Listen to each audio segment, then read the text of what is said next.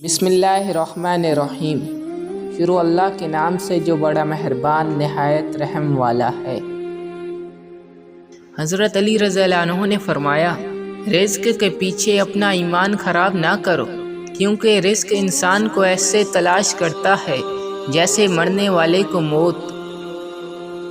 اچھے لوگوں کا تمہاری زندگی میں آنا تمہاری قسمت ہوتی ہے اور انہیں سنبھال کر رکھنا تمہارا ہنر۔ اپنا سر اونچا رکھو کہ تم کسی سے نہیں ڈرتے، لیکن اپنی نگاہیں نیچے رکھو تاکہ پتہ چلے کہ تم ایک باعزت گھرانے سے تعلق رکھتے ہو۔ حضرت علی رضی اللہ عنہ نے فرمایا، پریشانی میں مذاق اور خوشی میں طعنہ نہ دو، کیونکہ اس سے رشتوں میں موجود محبت ختم ہو جاتی ہے۔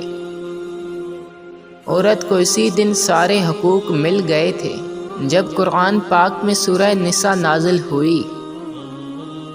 محبت سب سے کرو، لیکن اس سے اور بھی زیادہ کرو جس کے دل میں تمہارے لیے تم سے بھی زیادہ محبت ہو۔